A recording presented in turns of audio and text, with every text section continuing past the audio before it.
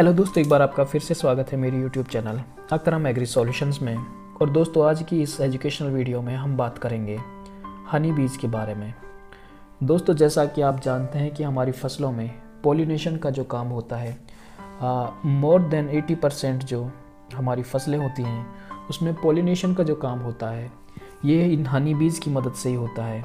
और दोस्तों, हनी बीज के लाइफ को समझना बेहद इंटरेस्टिंग और इम्पॉर्टेंट है, क्योंकि हमारा ज़्यादातर पॉलिनेशन इसी से होता है। तो दोस्तों, आज की इस वीडियो में हम हनी बीज की कास्टिज्म यानी कि जो उनकी जो डिफरेंट कैटेगरी होती है एक कॉलोनी में, और किस तरह से वो हनी बीज स्टिंग करती हैं, डंक मारती हैं, इसके बारे में डिस्कस करेंगे। तो चलिए दोस्तों, वीडियो शुरू करते हैं।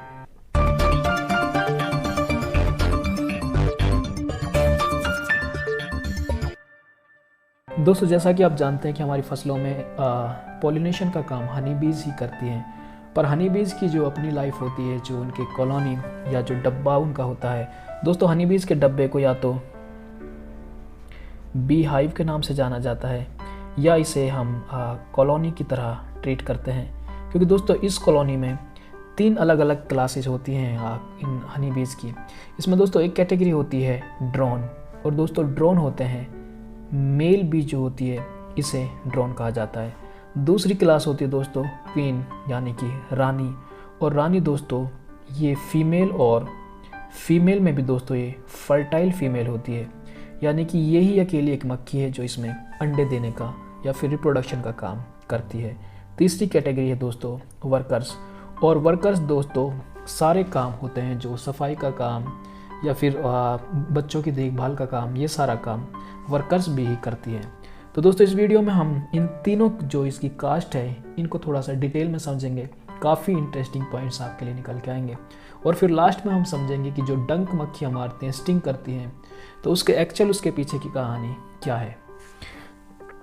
दोस्तों, अगर हम हनी बीज में सबसे पहले हम ड्रोन की बात करते हैं, क्योंकि ड्रोन जो होता है इसके बारे में बहुत कुछ जानना नहीं होता। ड्रोन जो होता है ये इसका जो मेल भी होती है उसे ड्रोन कहते हैं। और अगर इसकी संख्या की हम बात करें कॉलोनी या फिर छत्ते या फिर डब्बे में, तो ये कुछ 100 से लेकर लगभग 1000 के आसपास तक एक कॉलोनी में, अगर कॉलोनी स्ट्रॉन्ग है, मजबूत कॉलोनी है, तो 1000 तक मिल सकते हैं। अदरवाइज 100 से 200 के बीच में इनकी पॉपुलेशन होती है। और दोस्तों ये जो ड्रोन होते हैं ये जनवरी से लेकर मार्च के मंथ में इनकी पॉपुलेशन काफ़ी होती है और ये एक्टिव फॉर्म में रहते हैं। और दोस्तों ये जो क्वीन है इसके अंदर एक ख़ास प्रॉपर्टी होती है, सारा का सारा जो डब्बे का कंट्रोल होता है ये इस रानी के हाथ में होता है। और ये एक ऐसा साम्राज्य है जहाँ पर राज रानी का होता है। और ये रानी सिर्फ राज ही नहीं करती, केमिकल या फिर हम इन्हें हॉर्मोन्स भी कहते हैं, इन हॉर्मोन्स की मदद से, जीरो कम्युनिकेशन लॉस की मदद से सारी कॉलोनी को कंट्रोल करती है। दोस्तों ये हर काम के लिए कि कब इन वर्कर बीज को सफाई करनी है ये एक हार्मोन या फिर केमिकल रिलीज करती है, कब बच्चों की देखभाल करनी है ये केमिकल रिलीज करती है। ये मक्खियाँ रानी की तरफ से जो कोई केमिकल रिलीज होता है उस पे 20 से लेकर 30 मिनट तक लगभग ये अमल करती हैं या फिर इसकी बात को मानती हैं। उसके बाद फिर से रानी को नया सिग्नल या फिर नया हार्मोन रिलीज करना होता है। दोस्तों इसके अलावा ये रानी, इसके अंदर ऊपर वाले ने ये कैपेबिलिटी रखी है, ये खासियत, ये सलाहियत रखी है कि ये मक्खी जब अंडे देती है एक दिन में ये दोस्तों लगभग 1000 से लेकर 1500 के बीच में एग लेइंग करती है।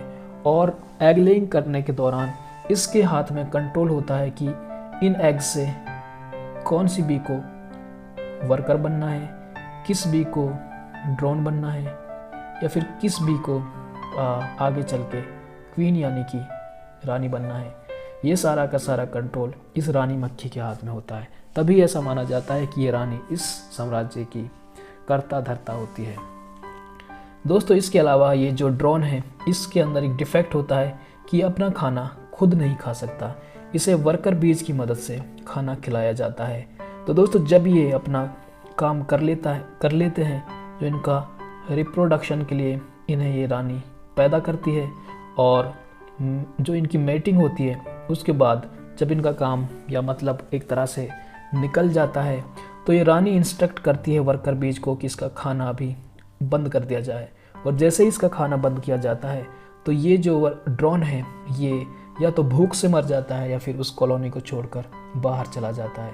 और इस तरह से जब इनकी ज़रूरत होती है तभी इनको ये रानी भी पैदा करती है। दोस्तों ड्रोन अगर आप देखें तो इसकी आइज़ थोड़ी सी बड़ी है, देखने में थोड़ा सा ख़तरनाक सा लगता है। अगर साइज़ की बात करें तो सबसे बड़ा साइज़ कॉलोनी में इस रानी का होता है, लेंथ की अगर हम बात करें। उसके बाद दूसरे नंबर पे साइज़ में आता है ये ड्रोन और लास्ट में आती है वर्कर बीज। दोस्तों अब हम बात करते हैं रानी मक्खी की। ये रानी मक्खी दोस्तों लंबाई में सबसे लंबी होती है, पूरी कॉलोनी को कंट्रोल करती है।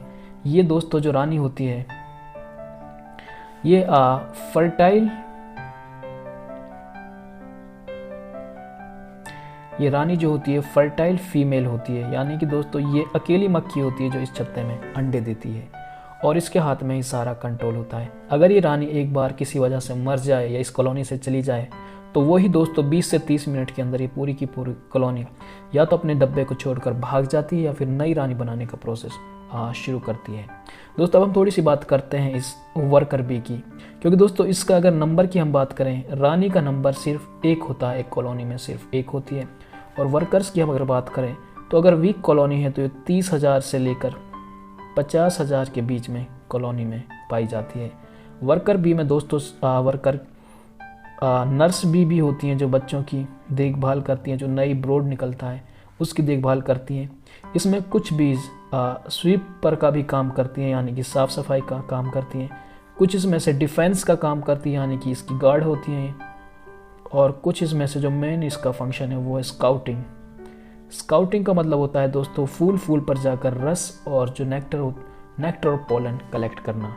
ये सारा का सारा काम दोस्तों वर्कर बी का होता है। दोस्तों वर्कर बी जो होती है ये अनफर्टाइल फीमेल होती है, यानी कि दोस्तों ये मक्खी नॉर्मली अंडे नहीं देती। और जब ये अंडे नहीं देती तो दोस्तों यहाँ पर इसका एक ऑर्गन होता है। ये अगर इसको थोड़ा सा बड़ा करके देखें तो इसे कहा जाता है ओवी पॉजिटर।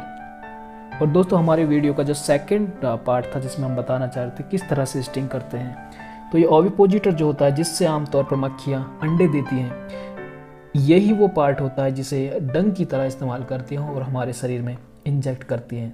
दोस्तों ओविपोजिटर को मैं थोड़ा सा एनलार्ज करके दिखाना चाहूँगा। यहाँ पर अगर हम देखें तो ये ओविपोजिटर कुछ इस तरह का होता है। यहाँ पर इसमें एक वेनम ग्लैंड होता है, जहर की जो ग्रंथि होती है वो इसमें यहाँ पर मौजूद होती है। दोस्तों इसको अगर थोड़ा सा मैग्नीफाई करके देखें तो यहाँ पर इस पर इस तरह से कांटेनुमा स्ट्रक्चर बना हुआ होता है। जब ये मक्खी को लगता है कि हमारी कॉलोनी को कोई खतरा है तो अपने पीछे से यहाँ से इसी को हमारे शरीर में इंजेक्ट करती है। जब ये इंजेक्ट होता है तो बड़ी आसानी से अंदर चला जाता है, पर जब इसको वापस ये पुल आउट करने की कोशिश करती है तो ये वाले जो स्टिंग्स होते हैं ये हमारे शरीर में फंस जाते हैं। और इसके साथ जो मक्खी के अंदर का जो इंटेस्टाइनल सिस्टम होता है जो वो सारा का सारा खींच के बाहर आ जाता है और मक्खी स्टिंग करने या फिर ये ओविपोजिटर को हमारे अंदर इंजेक्ट करने के लगभग 30 मिनट में ये मक्खी मर जाती है। और दोस्तों ये मक्खी स्टिंग करने के बाद मर जाएगी ये बात इसे पता भी होती है, पर इसका डेडिकेशन अपनी कॉलोनी को डिफेंड करने के खिलाफ ऐसा है कि ये अपना ये स्टिंग यूज करती ही है। दोस्तों अब बात आती है कि क्या रानी भी स्टिंग कर सकती है, तो इसका दोस्तों जवाब है हाँ, पर रानी आमतौर पर स्टिंग नहीं करती, क्योंकि इसे पता है कि अगर एक बार रानी ने स्टिंग किया तो रानी का अगर ओविपोजिटर अच्छे से हमारे शरीर में चला गया तो ये भी मर जाती है। ये एक से ज़्यादा स्टिंग कर सकती है कि नहीं कर सकती, तो दोस्तों डिपेंड करता है कि इसका ये जो ओविपोजिटर हमारे शरीर में किस हद तक अंदर गया है। अगर ये जस्ट टच करके बाहर निकल जाता है तो फिर ये दोबारा से इसे यूज कर सकती है, डंक फिर से मार सकती है। पर अगर ये फंस जाए और हमारे अंदर डंक रह जाए तो फिर ये इसको दोबारा से लाइफ में सिर्फ एक बार ही यूज करती है, उसके बाद ये मर जाती है। दोस्तों हमारे शरीर में जब कभी ये इस तरह से स्टिंग करते हैं तो हम क्या करते हैं कि यहाँ से पकड़ के, इस पोर्शन से पकड़ के इसको थोड़ा सा दबा कर ऊपर निकालने की कोशिश करते हैं, जिससे ये वेनम ग्लैंड पंक्चर होता है और ये सारा का सारा जहर हमारे शरीर के अंदर चला जाता है। इसे निकालने का दोस्तों तरीका यह है कि आप इसको किसी ऐसे नुकीले चीज़ से निकालें जो ये वाला यहाँ पे टच करें और इसको ऊपर की तरफ पुल कर दें, तो ये बड़ी आसानी से बाहर निकल सकता है। और ये अगर इस तरह से आप इसको निकालेंगे, इस वेनम ग्लैंड को पंक्चर किए बिना अगर आप इसको बाहर निकालेंगे, तो आपके हाथ में स्वेलिंग और जो दर्द है वो बहुत ही कम होता है। तो दोस्तों अब आप सोचेंगे कि जब ये ओविपोजिटर जो सिर्फ इस मक्खी के पास ही होता है या फिर फीमेल के पास ही होता है अंडे देने का, तो ड्रोन के पास भी क्या ये ऑर्गन होता है? तो इसका जवाब है दोस्तों नहीं। तो ड्रोन कभी भी स्टिंग नहीं करता, आप ये बात ध्यान रख लें। अगर आप किसी तरह से इस ड्रोन को पहचानना शुरू कर दें कॉलोनी में, तो आप इसको बड़ी आसानी से पकड़ सकते हैं। देखने में काफ़ी बड़ा भी लगता है, आप इसको पकड़ सकते हैं। और ये बिल्कुल भी स्टिंग नहीं कर सकता, क्योंकि दोस्तों इसके पास स्टिंग है ही नहीं, ओविपोजिटर इसके पास है ही नहीं। तो अगर आप साइंस को समझते हैं, यकीन करते हैं, तो आप इन बातों को अगर मानते हैं, तो आप इस ड्रोन को बड़ी आसानी से पकड़ सकते हैं। तो दोस्तों ये थी कुछ इन्फॉर्मेशन हनी बीज का जो कास्ट सिस्टम होता है, इनकी अलग अलग कैटेगरीज होती हैं, उसके बारे में मैंने थोड़ा सा आपको समझाने की कोशिश की है। और इसके अलावा जो ये किस तरह से स्टिंग करती हैं या डंक मारती हैं, ये भी मैंने आपको समझाने की कोशिश की है। दोस्तों उम्मीद है आपको ये इन्फॉर्मेशन काफ़ी अच्छी लगी होगी। अगर ऐसा है तो आप प्लीज़ ये वीडियो लाइक करें और अपने दोस्तों के साथ शेयर ज़रूर करें। चैनल पर नए हैं तो इस चैनल को सब्सक्राइब ज़रूर करें। अभी के लिए दोस्तों धन्यवाद।